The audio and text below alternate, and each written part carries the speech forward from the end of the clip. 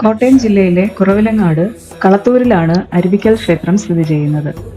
ക്ഷേത്രത്തിന് തൊട്ടു മുന്നിലൂടെ നിറഞ്ഞൊഴുകുന്ന അരുവിയാണ് ഇവിടുത്തെ പ്രധാന ആകർഷണം. ക്ഷേത്രത്തിന് മുന്നിലായി ചെറിയൊരു വെള്ളച്ചാട്ടവുമുണ്ട്. ഈ അരുവി മുറിച്ചു കടന്നു വേണം ക്ഷേത്ര മതിൽക്കെട്ടിനകത്തേക്ക് പ്രവേശിക്കുവാൻ. മഴക്കാലമാണ് ഇവിടം സന്ദർശിക്കാൻ ഏറ്റവും അനുയോജ്യമായ സമയം. ക്ഷേത്രത്തിന് മുന്നിലൂടെ അരുവി ഒഴുകുന്നതുകൊണ്ടാണ് അരുവിക്കൽ എന്ന പേര് ലഭിച്ചതെന്നാണ് ഐതിഹ്യം. വെള്ളച്ചാട്ടത്തിനടിയിലായി ഒരു ഗുഹയുള്ളതായും പഴമക്കാർ പറയപ്പെടുന്നു. സ്വയംഭൂവായ മഹാദേവനാണ് ഇവിടുത്തെ പ്രധാന പ്രതിഷ്ഠ. ഇരട്ട ശ്രീകോവിലാണ് ഇവിടുത്തെ മറ്റൊരു സവിശേഷത.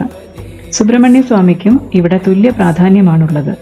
നെയ്വിളക്കും ധാരയുമാണ് പ്രധാന വഴിപാടുകൾ. നാലമ്പലത്തിനുള്ളിൽ ഗണപതി പ്രതിഷ്ഠയുമുണ്ട്. മഹാദേവനെ തൊഴുതിറങ്ങിയാൽ പത്നിപുത്ര സമേതനായി അനുഗ്രഹമരുളുന്ന ശാസ്താവിനെ വണങ്ങാം. പത്നി പ്രഭയ്ക്കും പുത്രൻ സത്യകനുമൊപ്പമാണ് ഇവിടെ ശാസ്താവിന്റെ പ്രതിഷ്ഠയുള്ളത്.